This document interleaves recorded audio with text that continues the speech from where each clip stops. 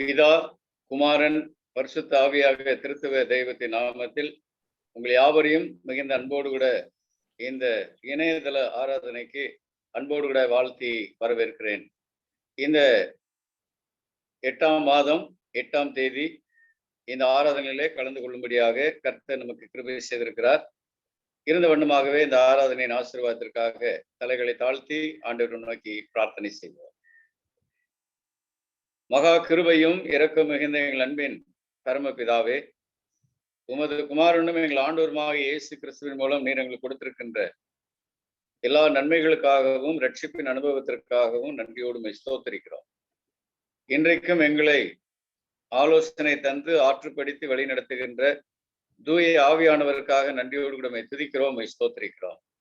மூவரு கடவுளாய் எங்கள் மத்தியிலே நீர் பிரசன்னராய் இருந்து இந்த ஆராதனை நீர் ஆசீர்வதித்து தரும்படியாய் இப்படி பரிசுத்த நாமத்திற்கு மகிமை உண்டாகக்கூடிய அளவிலே இது நடைபெறத்தக்கதாக தேவரீர் ஆசீர்வதித்து தரும்படியாக நாங்கள் ஜெபிக்கிறோம்.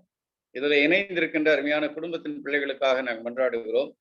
விசேஷமாய் இந்த நாளிலே சிறப்பு செய்தியை கொடுக்கும்படியாக நீர் தெரிந்து கொண்ட உம்முடைய தாசரும் எங்கள் திருமண்டலத்தின் அருட்பணி இயக்கத்தினுடைய இயக்குனராக இருக்கிற அருள் திரு முனைவர் ஜே பொன் பிரபாகர் ஐயாவுக்காக நன்றியோடு கூட ஸ்தோத்திரிக்கிறோம். ஆண்டவரே, அவருடைய ஊழியத்தின் பங்களிப்பிற்காக குடும்பத்திற்காக நன்றி செலுத்துகிறோம். இந்த ஆராதனைகளையும் அவர் கொடுக்கின்ற செய்தியை நாங்கள் கேட்டு ஆண்டவருடைய மெல்லிய சத்தத்தை உணர்ந்து எங்களுடைய ஜீவியத்தை உமக்கென்றும் எங்களுடைய உடன்படிக்கைகளை மீண்டுமாக நாங்கள் ஞாபகப்படுத்தி ஆண்டவரே மோடுடைய இணைந்து ஜீவிக்க நீர் அருள் பெறும்படியாக ஜெபிக்கிறோம். இந்த நாளிலே நாங்கள் பாடுகின்ற பாடல்கள், வாசிக்கின்ற வேத பகுதிகள், தியானிக்கிற சத்தியங்கள் எல்லாவற்றிலையும் இப்படி கிருபை கூட இருக்க மன்றாடுகிறோம். தொடர்ந்து இப்படி நாமும் மாத்திரம் மகிமைப்படட்டும். மீட்பரும் ஆண்டவரும் இரட்சகருமாய் இருக்கிற இயேசு கிறிஸ்துவின் நிமித்தமே வேண்டுகிறோம். ஜெபம் கேளும் பரிசுத்த பிதாவே, ஆமேன். இந்த ஆராதனைக்கு ஆரம்பமாக தேவநாமத்திற்கு மகிமை உண்டாக 315ஆம் பாமாலை பாடுவோம். பாமாலை எண் 315.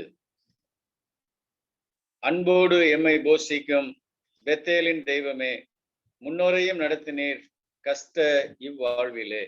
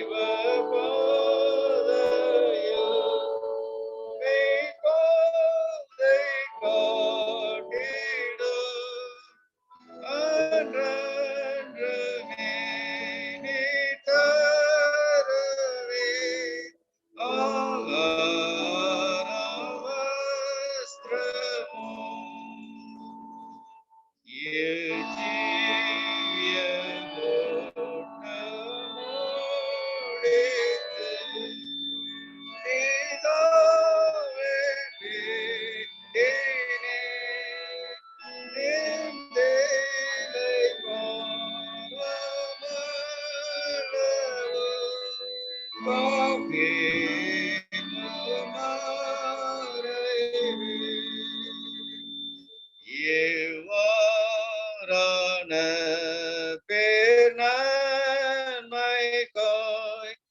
பணிந்து கஞ்சேனோ நீர் பாதம் என் தெய்வன்றமே சுதந்திர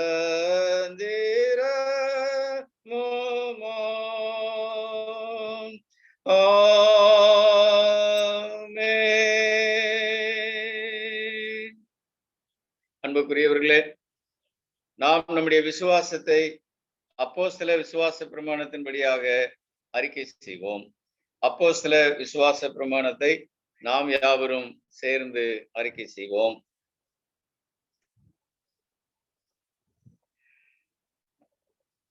வானத்தையும் பூமியையும் படைத்த சர்வ வல்லமுள்ள பிதாவாகிய கடவுளை விசுவாசிக்கிறேன். அவருடைய ஒரே குமாரனாகிய நம்முடைய நாதர் இயேசு கிறிஸ்துவையும் விசுவாசிக்கிறேன். அவர் பரிசுத்த ஆவினாலே கன்னிமரியாரிடத்தில் உட்புகுந்து பிறந்தார். பொந்து பிலாத்துவின் காலத்தில் பாடுபட்டு சிலுவையில் அறையுண்டு மரித்து அடக்கம் பண்ணப்பட்டு பாதாளத்தில் இறங்கினார். 3ஆம் நாள் மருத்துவத்திலிருந்து எழுந்தள்ளினார். பரமண்டலத்துக்கு ஏறி சர்வ வல்லமுள்ள பிதாவாகிய கடவுளின் வலது பாரசத்திலே வீற்றிருக்கிறார். அவ்விடத்திலிருந்து உயிர்லோரையும் மரித்தோரையும் நியாயம் தீர்க்க வருவார். பரிசுத்த ஆவியும் விசுவாசிக்கிறேன். பொதுவாக இருக்கிற பரிசுத்த சபையும் பரிசுத்தவான்களுடைய ஐக்கியமும் பாவ மன்னிப்பும் சரீர உயிர்த்தெழுதலும் நித்திய ஜீவனும் ஒன்றென்று விசுவாசிக்கிறேன். ஆமேன். தொடர்ந்து நாம் கர்த்தர் கற்பித்த ஜெபத்தை நாம் யாவரும் சேர்ந்து ஏறெடுப்போம். ஆண்டவர் நமக்கு கற்பித்த ஜெபம். பரமண்டலங்களில் இருக்கிற எங்கள் பிதாவே, உம்முடைய நாமம் பரிசுத்தப்படுவதாக, உம்முடைய ராஜ்யம் வருவதாக, உம்முடைய சித்தம் பரமண்டலத்திலே செய்யப்படுகிறது போல பூமியிலையும் செய்யப்படுவதாக. அன்றன்றுள்ள எங்கள் அப்பத்தை எங்களுக்கு இன்று தாரும். எங்களுக்கு விரோதமாக குற்றம் செய்கிறவர்களுக்கு நாங்கள் மன்னிக்கிறது போல எங்கள் குற்றங்களை எங்களுக்கு மன்னியும். எங்களை சோதனைக்குள் பிரவேசிக்க பண்ணாமல் தீமை நின்று எங்களை ரட்சித்துக் கொள்ளும். ராஜ்யமும் வல்லமையும் மகிமையும் என்றென்றைக்கும் உம்முடையவைகளே. ஆமேன். நாம் இந்த நாளுக்குரிய வேத பாடங்களை வாசிக்க கேட்போம். வாசிக்கும்படியாய் தெரிவு செய்யப்பட்ட திருமறை பகுதி மல்கியா தீர்க்கதரிசியின் புஸ்தகம் 2ஆம் அதிகாரம் 13 முதல் 16 வரை அடங்கியிருக்கிற வார்த்தைகளை கேட்போம். மல்கியா தீர்க்கதரிசியின் புஸ்தகம் 2ஆம் அதிகாரம் 13ஆம் வசனம் தொடங்கி 16ஆம் வசனம் உடைய திருமதி நிர்மலா கலைச்செல்வன் நமக்காக வாசிப்பார்கள்.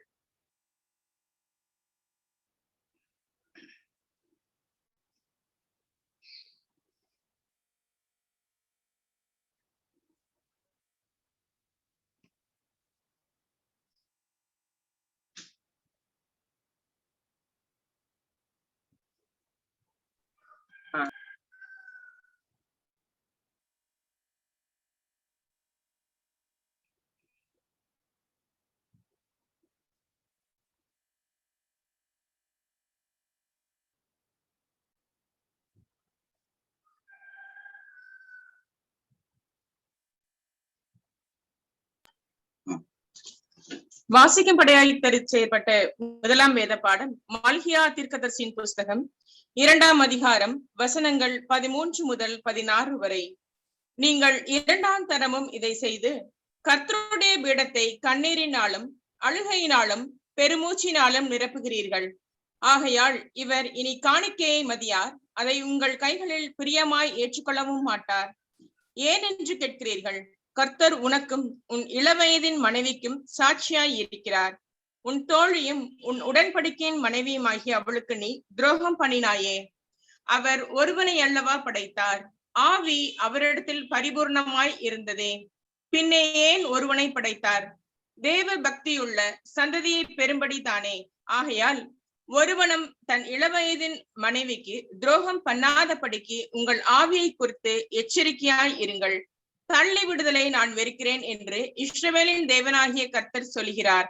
அப்படிப்பட்டவன் கொடுமையினால் தன் வஸ்திரத்தை மூடுகிறான் என்று சேனைகளின் கர்த்தர் சொல்கிறார். ஆகையால் நீங்கள் துரோகம் பண்ணாமல் உங்கள் ஆவியை குறித்து எச்சரிக்கையாய் இருங்கள் என்பதே பாடம் முடிந்தது. தேவனுக்கு ஸ்தோத்திரம் உண்டாவதாக. வாசிக்கும்படியா தெரிவு செய்யப்பட்ட நிருப பாடம் அப்போஸ்தலனாகிய பரிசுத்த பவுல் கொரிந்தியருக்கு எழுதின முதலாம் நிருபம் 13ஆம் அதிகாரம் 1 தொடங்கி 14ஆம் அதிகாரம் 1ஆம் வசனம் வரை அடங்கியிருக்கிற கர்த்தருடைய வார்த்தையை கேட்போம். 1 கொரிந்தியர் 13ஆம் அதிகாரம் 1ஆம் வசனம் தொடங்கி 14ஆம் அதிகாரம் 1ஆம் வசனம் முடிய இருக்கிற ஆண்டவருடைய வார்த்தையை நாம் கேட்போம். திருமதி ராணி அகஸ்டஸ் அவர்கள் நமக்காக வாசிப்பார்கள்.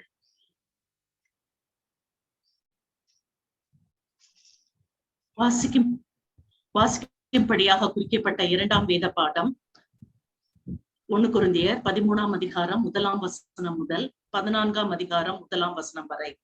நான் மனுஷர் பாஷைகளையும் தூதர் பாஷைகளையும் பேசினாலும் அன்பு எனக்கு இராவிட்டால் சத்தமிடுகிற வெண்கலம் போலவும் ஓசையிடுகிற கைத்தாளம் போலவும் இருப்பேன்.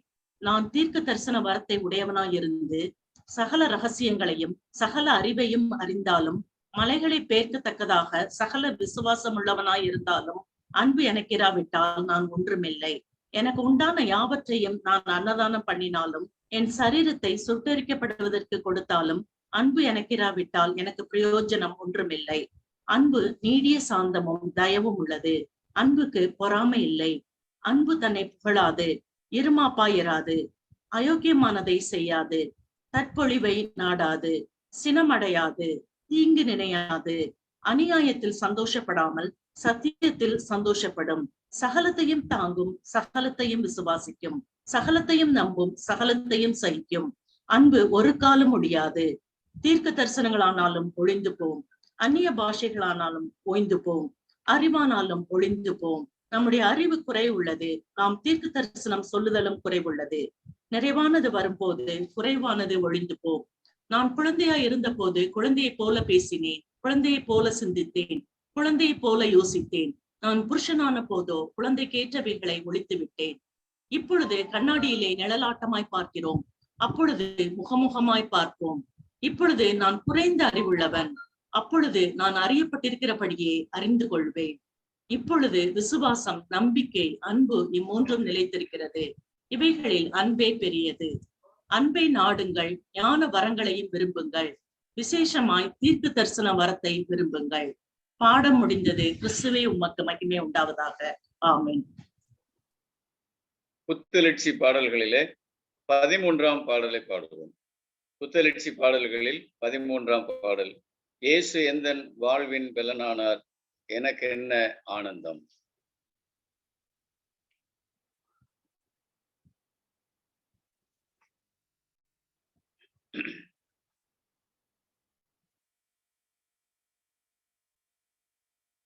புத்தெழுச்சி பாடல்கள் 13ஆம் பாடல். இயேசு எந்தன் வாழ்வின் பலனானார், எனக்கென்ன ஆனந்தம். இயேசு எந்தன் வாழ்வின் பலனானார், எனக்கென்ன ஆனந்தம். எந்தன் வாலிப காலமெல்லாம் எங்கள் வாழ்க்கையின் துணையானார். எந்தன் வாலிப காலமெல்லாம் எங்கள் வாழ்க்கையின் துணையானார். நாமமே தழைத்தோங்க நான் வாழுவேன் உமக்காக.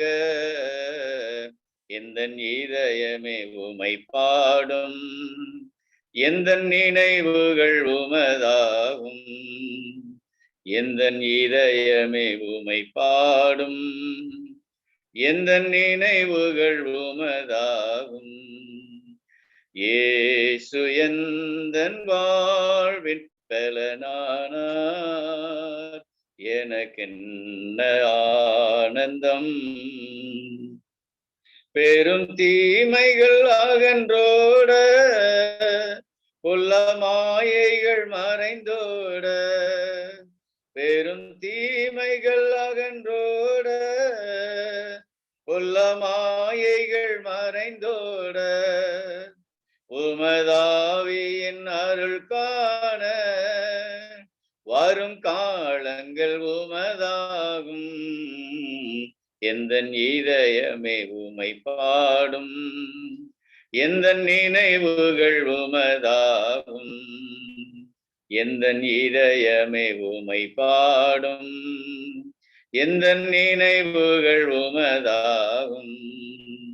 இயேசு எந்தன் வாழ்வின் பலனானார், எனக்கென்ன ஆனந்தம். இந்த உலகத்தை நீர் படைத்தீர், எல்லா உரிமையும் எனக்கு அளித்தீர். இந்த உலகத்தை நீர் படைத்தீர், எல்லா உரிமையும் எனக்கு அளித்தீர். நாமமே தழைத்தோங்க, நான் பாடுவேன் உமக்காக. எந்தன் இதயமே உமை பாடும், எந்தன் நினைவுகள் உமதாகும். எந்தன் இதயமே உமை பாடும், எந்தன் நினைவுகள் உமதாகும். இயேசு எந்தன் வாழ்வின் பலனானார், எனக்கென்ன ஆனந்தம். இயேசு எந்தன் வாழ்வின் பலனானார், எனக்கென்ன ஆனந்தம். வாசிக்கும்படியாய் தெரிவு செய்யப்பட்ட சுவிசேஷ வேத பகுதி மார்க் என்பவர் எழுதிய நற்செய்தி நூல் 10ஆம் அதிகாரம் 2ஆம் வசனம் தொடங்கி 9ஆம் வசனம் முடிய வாசிக்க கேட்போம். மார்க் என்பவர் எழுதிய நற்செய்தி நூல் 10ஆம் அதிகாரம் 2 முதல் 9 வசனங்களை சகோதரர் டேவிட் தனராஜ் அவர்கள் நமக்காக வாசிப்பார்கள்.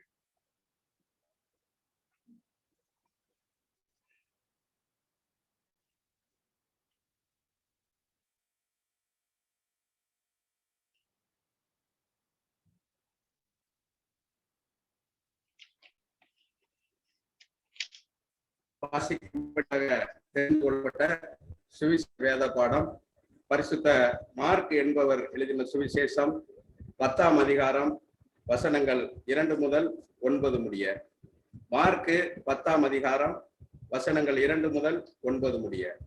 அப்பொழுது பரிசேயர் அவரை சோதிக்க வேண்டும் என்று அவரிடத்தில் வந்து, புருஷனானவன் தன் மனைவியை தள்ளிவிடுவது நியாயமா என்று கேட்டார்கள். அவர் பிரேத்தரமாக, மோசே உங்களுக்கு கட்டளையிட்டு இருக்கிறது என்ன என்று கேட்டார்.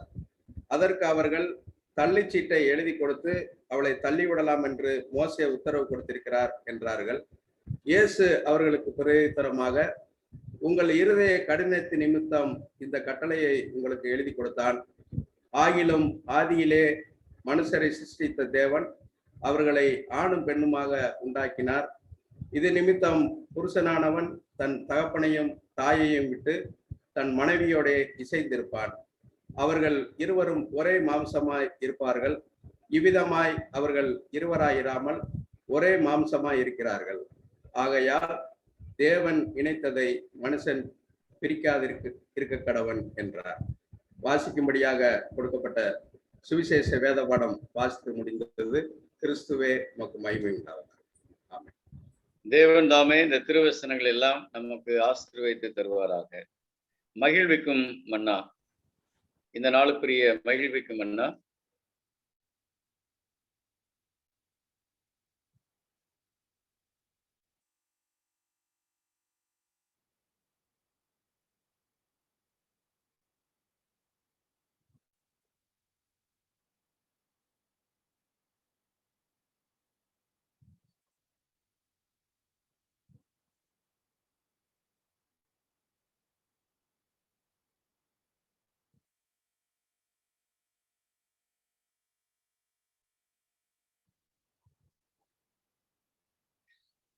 இந்த நாளுக்குரிய மகிழ்விக்கும் மன்னாவை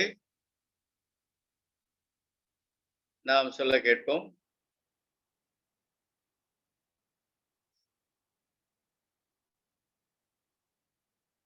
இந்த நாளுக்குரிய மகிழ்விக்கும் மன்னா திருமணத்தை கனப்படுத்துதல். யாவரும் இருந்த இடங்களிலே ஆங்காங்கே நாம் சொல்லுவோம். அன்பு சகலத்தையும் தாங்கும், சகலத்தையும் விசுவாசிக்கும், சகலத்தையும் நம்பும், சகலத்தையும் சகிக்கும். அன்பு ஒரு காலம் ஒழியாது. 1 கொரிந்தியர் 13:7-8 நாம் யாவரும் சேர்ந்து ஒருமுறை வாசிப்போம். அன்பு சகலத்தையும் தாங்கும், சகலத்தையும் விசுவாசிக்கும், சகலத்தையும் நம்பும், சகலத்தையும் சகிக்கும். அன்பு ஒரு காலம் ஒழியாது. 1 கொரிந்தியர் 13:7-8 சபையாருக்கு அறிவிக்க வேண்டிய அறிவிப்புகளை திருச்சபையின் செயலர் நமக்காக அறிவிப்பார்கள். நான் வந்து உங்கள் நடுவில் வாசம் பண்ணுவேன். சகரியா 2:10. கிறிஸ்துவுக்குள் அன்பானவர்களே, உங்கள் அனைவருக்கும் நமது குருவானவர் அவர்களுக்கும் இந்நாளில் இறை செய்தி வழங்க வந்துள்ள நமது திருமண்டலத்தின் HMS இயக்குனர் அருள் திரு முனைவர் ஜே பொன் பிரபாகர் அவர்களுக்கும் என்னுடைய வணக்கத்தை தெரிவித்து திருச்சபையின் சார்பாக வாழ்த்தி வரவேற்கிறேன். நமது பேராயரிடமிருந்து நேற்று இரவு 9 மணிக்கு கிடைத்த அவசர அறிக்கையின்படி இந்த ஞாயிறு ஆராதனை ஜூம் மீட்டிங் மூலமாக நடைபெறுகிறது. மறு அறிக்கை வரும் வரை நமது ஆராதனைகள் ஜூம் மீட் வழியாகவே நடத்தப்படும். ஆகவே சபையார் நம் திருச்சபை வாட்ஸ்அப் குரூப்பை பார்த்து தெரிந்து கொள்ளும்படி அன்புடன் கேட்டுக்கொள்ளப்படுகிறீர்கள். ஏற்கனவே அறிவித்தபடி நமது திருமண்டலத்தின் HMS மிஷனரிகளின் உதவி தொகைக்கான உங்கள் உதாரத்துவமான பங்களிப்பை நமது கோயில் பணியாளர் உங்கள் வீடுகளுக்கு வரும் பொழுது கொடுத்து அனுப்பும்படி அன்புடன் வேண்டுகிறோம். ஏற்கனவே அறிவித்தபடி 2021-22 ஆண்டுக்கான சந்தா வாக்கு செய்வதற்கான கடைசி நாள் இந்த மாதம் 31ஆம் தேதியாகும். இதுவரை சந்தா வாக்கு செய்யாதவர்கள் சந்தா வாக்கு தொகையை செலுத்தி சந்தா வாக்கினை உறுதிப்படுத்திக் கொள்ளும்படி கேட்டுக்கொள்ளப்படுகிறீர்கள்.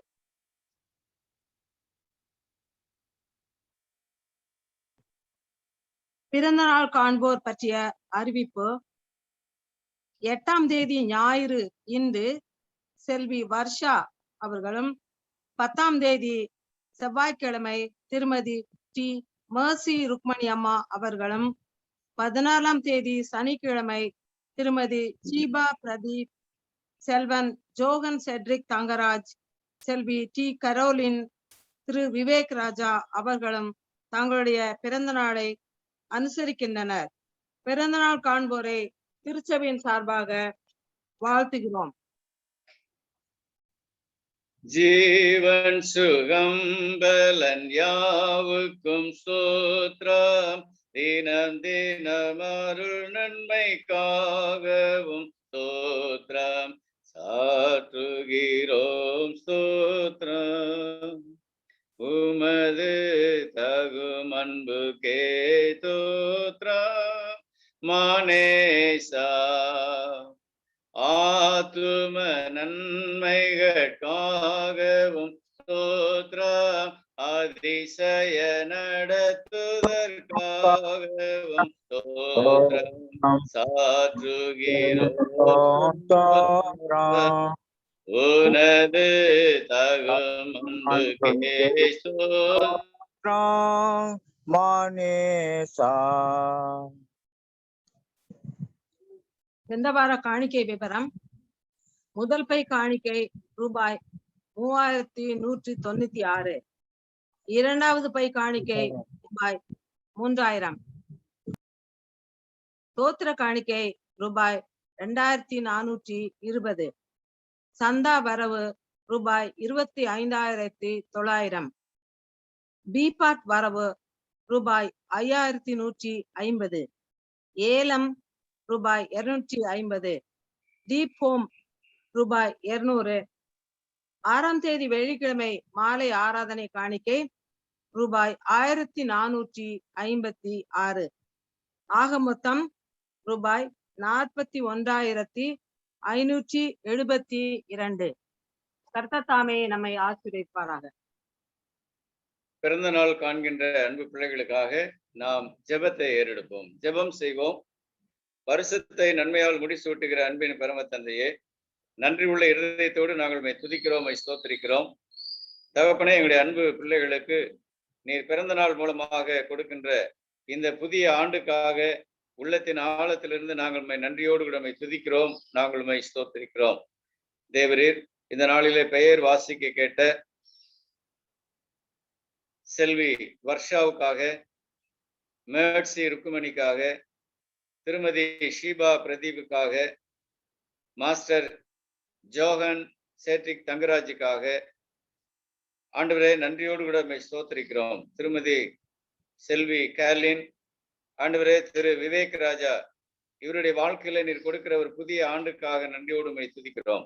வருஷத்தின் ஆரம்பம் முதல் முடிவு மட்டும் உம்முடைய தெய்வீக திருக்கண்கள் அவர்களோடு கூட இருந்து நல்ல ஜீவனையும் சுகத்தையும் பலத்தையும் உடல் ஆரோக்கியத்தையும் சௌக்கியத்தையும் ஆண்டவரே பரவி வருகிற தொற்றுகளின் நிமித்தமாய் எந்த ஒரு பலவீனமும் அண்டிவிடாதபடி உடைய இரத்த கோட்டைக்குள்ளாய் அவர்களை மூடி மறைத்துக் கொள்ளும். தொடர்ந்து உடைய நாமம் மகிமைப்பட அவர்கள் இன்னும் அதிகமாய் உமக்கண்டு வாழ்ந்து சிறந்திருக்கும்படி கர்த்தர் அனுக்கிரகம் செய்யுமாறு எங்கள் நல் மெய்ப்பராம் இயேசு கிறிஸ்துவின் மூலம் வேண்டுகிறோம். ஜெபம் கேளும் பரிசுத்த பிதாவே, ஆமேன். கர்த்தர் உங்களை ஆசீர்வதிப்பாராக. இந்த நாளிலும் நாம் செய்திக்கு போவதற்கு முன்பதாக நம்முடைய பாடல் புஸ்தகத்திலே 396 கீர்த்தனை பாடுவோம். கீர்த்தனை எண் 396. கிறிஸ்தவ இல்லறமே சிறந்திட கிருபை செய்வீர் பரணே என்கிற பாடலை நாம் பாடும் பொழுது நாம் யாவரும் நம்முடைய முதலாம் பை காணிக்கையை சேகரித்து வைத்துக் கொள்ளுமாறு அன்போடு கூட கேட்டுக்கொள்ளப்படுகிறீர்கள். 396 கீர்த்தனை பாடுவோம். நம்முடைய காணிக்கைகளை சேகரிப்போம். அதை தொடர்ந்து நம்மத்திலே இன்றைக்கு நேரடியாக வந்து நம்மோடு கூட செய்து கொடுக்கும்படியாக ஏற்பாடு செய்யப்பட்டிருந்த அருள் திரு முனைவர் ஜே பொன் பிரபாகரன் ஐயா அவர்கள் திடீரென்று நம்முடைய பேராயர் அவருடைய அறிவிப்பின்படி வர இயலவில்லை. ஆகவே இந்த இணையதளத்தின் மூலமாக நாம் ஆண்டவருடைய வார்த்தையை, ஆண்டவருடைய ஆராதனையை நாம் இங்கே அனுசரிக்கிறோம். ஆகவே இந்த நாளிலே அவர்கள் நமக்கு தேவ செய்தி கொடுப்பார்கள். குறிப்பாக 14ஆம் தேதி நம்முடைய திருமண்டல அளவில் நடைபெற வேண்டிய HMS சேல்ஸ் மிஷினரி விற்பனை விழா இந்த வருடத்திலே நடைபெறாது என்கின்ற அறிவிப்பையும் நம்முடைய திருமண்டலத்தின் பேராயர் அவர்கள் நமக்கு கொடுத்திருக்கின்றார்கள். ஆகவே அதற்கான காணிக்கைகளை நாம் சேகரித்து அந்த நாளிலே செலுத்தும்படியாக நமக்கு அறிவிப்புகள் வந்திருக்கின்றது. ஆகவே குறைந்தது நம்முடைய திருச்சபையிலிருந்து ஒரு 4 மிஷினரிகளுடைய உபகாரத்தை செய்வதற்கு நாம் முயற்சி செய்கிறோம். உங்கள் யாவரிடத்திலும் அதற்கான அறிவிப்பு அடங்கிய நோட் புஸ்தகம் நம்முடைய கோயில் குட்டியார் மூலமாக அனுப்பி வைக்கப்பட்டிருக்கின்றது. ஆகவே அதிலே உங்களுடைய உதாரணத்துவமான காணிக்கைகளை நீங்கள் கொடுத்து அதை ஆதரிக்கும்படி மிகுந்த அன்போடு கூட கேட்டுக்கொள்கிறேன். நீங்கள் இன்றைக்கு கொடுக்கின்ற இந்த ஒரு நாள் உபகார காணிக்கையானது இந்த 50 மிஷினரிமார்களின் ஒரு வருடத்திற்குரிய ஜீவாதாரமாக இருக்கக்கூடியது. ஆகவே ஒரு ஆண்டிற்கு அவருடைய ஜீவாதாரத்திற்கு வேண்டிய உபகாரத்தை இந்த ஒரு நாளிலே நாம் செய்வதற்கு ஆண்டவன் நமக்கு கிருபை செய்திருக்கிறார். ஆகவே உற்சாகத்தோடும் இரக்க மிகுந்த மனதோடும் இந்த ஊழியர்களுக்காக உங்களுடைய தனிப்பட்ட ஜெபங்களிலும் உங்களுடைய உதாரணமான ஈகைகளினாலும் அவர்களுக்கு ஆசீர்வாதத்தை தரும்படி மிகுந்த அன்போடு கூட கேட்டுக்கொள்ளப்படுகிறீர்கள். இப்பொழுது நாம் 396 பாடலை பாடுவோம். அதை தொடர்ந்து நம்மத்திலே அருள் திரு முனைவர் ஜே பொன் பிரபாகரன் ஐயா அவர்கள் தேவ செய்தியை நமக்கு பகிர்ந்தளிப்பார்கள். கிறிஸ்தவ இல்லறமே சிறந்திட கிருபை செய்வீர் பரனே. கிறிஸ்தவ இல்லறமே பரிசுத்த மரியன்னை பாலன் இயேசு இயேசுக்கு பண்பாய் நடத்தி வந்த இன்ப குடும்பம் போல பரிசுத்த மரியன்னை பாலன் இயேசு யோசேப்பு பண்பாய் நடத்தி வந்த இன்ப குடும்பம் போல கிறிஸ்தவ இல்லறமே. ஜெபம் என்னும் தூபமே தினம் வானம் ஏறவும் திருவேத வாக்கியம் செவிகளில் கேட்கவும் சுபஞான கீர்த்தனை தூத்தியம் பாடவும் சுதனேசு தலைமையில் தூய வீடாகவும் கிறிஸ்தவ இல்லறமே சீரந்திட கிருபை செய்வீர் பரனே. கிறிஸ்தவ இல்லறமே ஊழியம் புரியவும் ஊதியம் விரும்பாமல் உவந்த பெத்தேனியா ஊரின் குடும்பம் போல நாளும் இயேசுபிரானை நல்விருந்தாளியாக்கி நாடியவர் பாதத்தில் கூடியமர்ந்து கேட்டு கிறிஸ்தவ இல்லறமே சிறந்திட கிருபை செய்வீர் பரனே.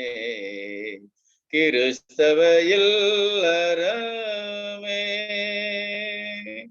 அன்புடாத்மதாகும் அரிய பரோபகாரம் அருமையாக நிறைந்தே அயலார் கொழி விளக்காய் துன்பம் செய்கிற பல தோத்துவிதாதிகளை தூர துரத்தும் வகை சொல்லி சேவையை செய்து கிறிஸ்தவ இல்லறமே சிறந்திட கிருபை செய்வீர் பரனே. கிறிஸ்தவ இல்லறமே மலையதின் மேலுள்ள மாளிகையை போலவே மற்றவர்களுக்கு முன் மாதிரியாய் நின்று கலை உடை உணவிலும் கல்வி முயற்சியிலும் கர்த்தருக்கேற்ற பரிசுத்த குடும்பமாக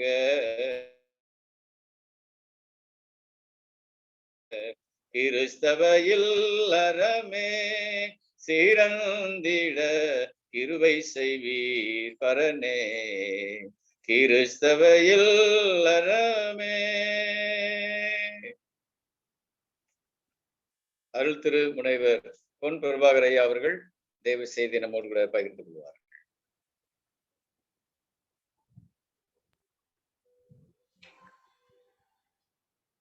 கர்த்தருடைய திருவசனங்களை நாம் கேட்கிறதுக்கு முன்பாக தலைகளை தாழ்த்தி ஜெபம் செய்வோம்.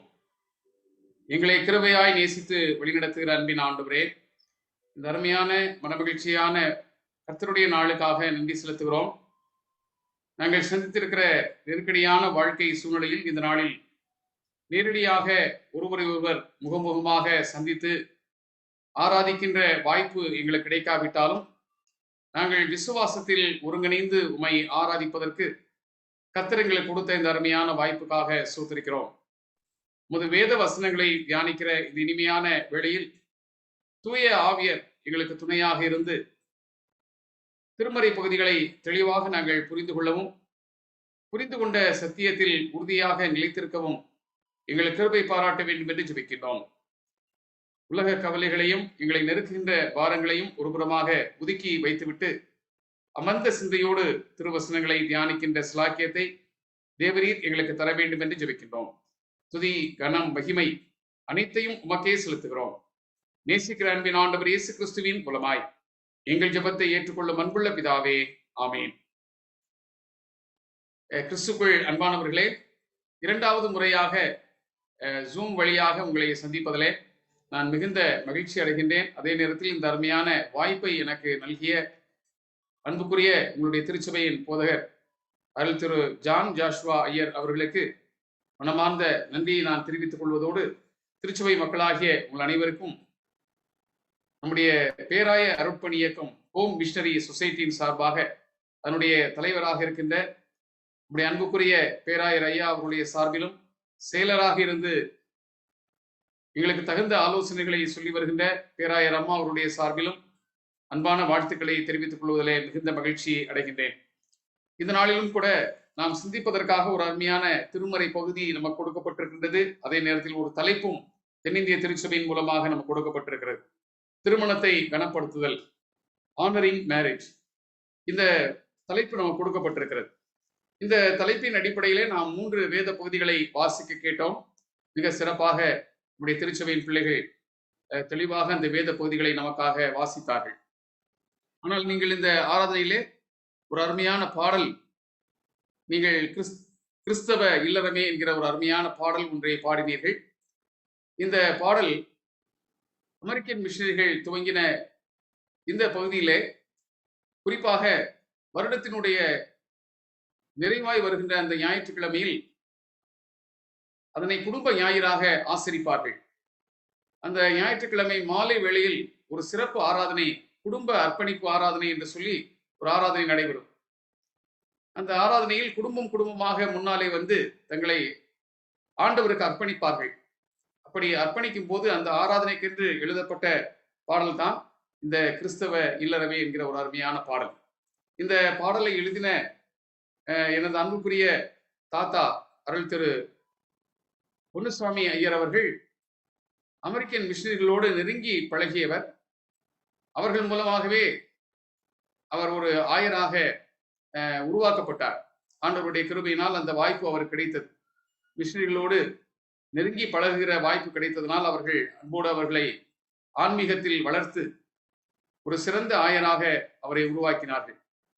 ஆண்டவர் அந்த சுவாக்கியத்தை கொடுத்தார்.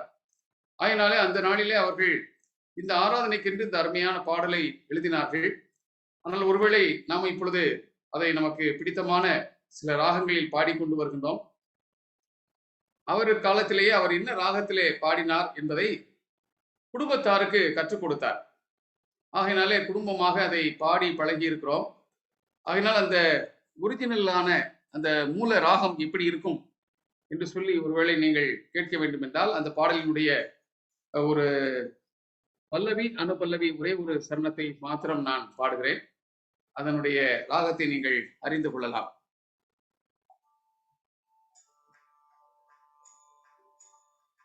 கிறிஸ்தவ இல்லறமே சீரந்திட கிருபை செய்தி பரனே,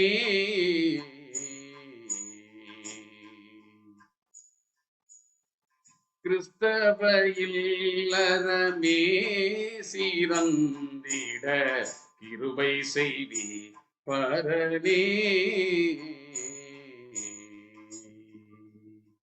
பரிசுத்த மரியன்னை பாலன் இயேசு யோசேப்பும், பரிசுத்த மரியன்னை பாலன் இயேசு யோசேப்பும் பண்பாய் நடத்தி வந்த இன்ப குடும்பம் போல கிறிஸ்தவ இல்லறமே சீரந்திட கிருபை செய்தி பரனே.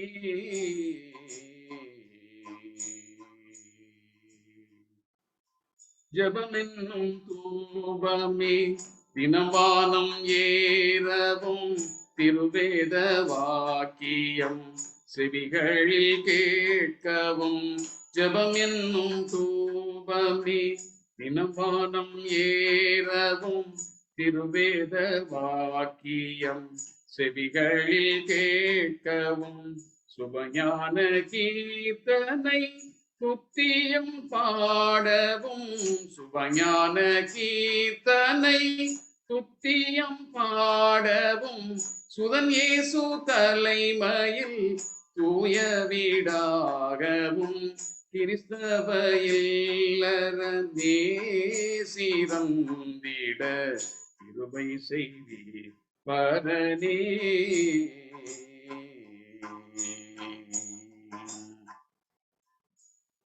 இந்த ராகத்தில் தான் அந்த பாடலை பாடுவார்கள். மிக அருமையான ஒரு பாடல். இந்த நாளிலே திருமணத்தை மேன்மையாக கருத வேண்டும் என்கின்ற ஒரு தலைப்பு நமக்கு தந்திருக்கிறபடினால் திருமண ஆராதனைகளில் எல்லாம் நீங்கள் ஒரு அருமையான பகுதி முன்னுரையாக வாசிக்கப்படுவதை நீங்கள் கவனித்திருப்பீர்கள். அதுல இப்படி வருகிறது: ஆகையால் திருமணத்தை ஒருவரும் அற்பமாய் எண்ணி யோசனையின்றி செய்யாமல் கருத்தோடும் ஜெபத்தோடும் திருமணம் ஏற்படுத்தப்பட்டிருக்கிற நோக்கங்களை சிந்தித்து அதை செய்வது அவசியம்.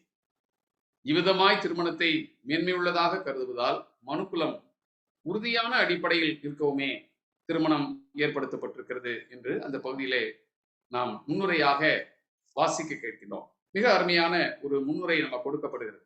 ஏன்னு சொன்னால் திருமணத்தை மேன்மையாக நாம் கருத வேண்டும். இந்த நாளிலே அருள்பணிக்காக நாம் காணிக்கை கொடுக்கின்ற ஒரு நாளாகவும் இதை ஆசிரிக்கின்றோம். அப்ப அருள்பணி என்பது ஒரு குடும்பம் சார்ந்தது. அருள்பணியையும் இல்லறத்தையும் நாம் ஒருபோதும் பிரிக்க முடியாது. இல்லறத்தில் அருள்பணியும் அருள்பணியில் இல்லறமும் இணைந்திருக்குமானால் அது ஆண்டவர் விரும்புகிறது வண்ணமாக மிக சிறப்பானதாக அமையும். என்றால் நாம் திருமறையில் வாசிக்கும் போது ஆக்கில்லா பிரிஸ்கில்லா தம்பதிகள் இணைந்து பணியாற்றியிருந்தால் அந்த குடும்பம் மிக சிறப்பான திருப்பணியை செய்ததை நாம் வாசிக்கின்றோம். அவர்கள் மூலமாக அப்போலோ என்கின்ற ஒரு தேவ மனிதன் முழுமையாக இந்த சுவிசேஷத்துக்குள் வந்ததை நாம் பார்க்கிறோம். அவர்கள் ஒரு திறமை மிக்க தாளந்து மிக்க ஒரு மனிதன், வேத ஞானம் படைத்தவர். ஆனால் அவருக்கோ நற்செய்தி அறியாமல் இருந்தார். இந்த குடும்பம் தான் அவரை நற்செய்திக்குள்ளாக கொண்டு வந்தார்கள். அப்படிப்பட்ட ஒரு சிறந்த பணியை அந்த குடும்பம் ஆற்றியது என்பதை நாம் என்ன செய்கிறோம் பார்க்கிறோம். அதுபோலவே அருள்பணி செய்வதற்கு மிஷனரிகளை நாங்கள் குடும்பமாக அனுப்புகிறோம். சில நேரத்தில் வாலிபர்களாகவும் அருள்பணியாளர்கள் செல்லுகிறார்கள். ஆனால் வாலிபர்களாக செல்லுகின்றவர்களை காட்டிலும் குடும்பமாக இருந்து அந்த இடத்திலே சாட்சியாக வாழுகிறவர்கள் அவருடைய அருள்பணி மிக சிறப்பாக அமைகிறது. என்று சொன்னால் நம்முடைய வாழ்வை மக்கள் பார்க்கிறார்கள். குடும்பமாய் எப்படி நாம் பொறுமையோடு நிதானமாக மனைவி பிள்ளைகள் என்று சொல்லி அவர்களோடு இசைந்து வாழ்கிறோம். அந்த இசைந்த வாழ்வு ஒரு சாட்சியாக அமைகிறது. ஏனென்றால் வேறுபாடுகள், பிரிவினைகள், பல்வேறு ஏற்றத்தாழ்வுகள் நிறைந்த புரிந்து கொள்வதற்கு கஷ்டமான சூழ்நிலைகளிலும் குடும்பம் என்கின்ற அந்த அமைப்பை நாம் ஒரு கட்டுக்கோப்பாக அமைத்து கர்த்தருக்கு பிரியமாக நாம் நடத்தும் போது அதுவே ஒரு சிறந்த அருள்பணி தளமாக மாறுகின்றது. அதன் வழியாக அநேகர் ஆண்டவரை அறிந்து கொள்வதற்கான வாய்ப்பு கிடைக்கிறது. ஆகையினால்தான் இதனாலே அருள்பணியாளர்களுக்கு நாம் கொடுக்கிற அந்த நேரத்திலும் இந்த இல்லற வாழ்வினுடைய மேன்மையை நாம் உணர்ந்து கொள்ள அழைக்கப்படுகின்றோம். முதல் வேத பகுதி மிக அருமையான ஒரு திருமறை பகுதி. மல்கியா எழுதின தீர்க்க தரிசன புத்தகம் 2ஆம் அதிகாரம் 13 முதல் 16 வசனங்கள். இந்த மல்கியா தீர்க்கதரிசி எஸ்ரா நெகேமியா காலத்தில் வாழ்ந்தவர். 5ஆம் நூற்றாண்டு, கிறிஸ்துவுக்கு முன் 5ஆம் நூற்றாண்டு. அந்த காலகட்டத்தில் தான் அவர்கள் விடுதலை அடைந்து பாபிலோனிலிருந்து வரும்போது அந்நிய பெண்களை அநேகர் திருமணம் முடித்திருந்தார்கள். இந்த அந்நிய பெண்களை திருமணம் முடித்ததனால் என்ன பிரச்சனை என்று கேட்டால், ஏற்கனவே இவர்களுக்கு ஒரு முன் அனுபவம் இருக்கிறது.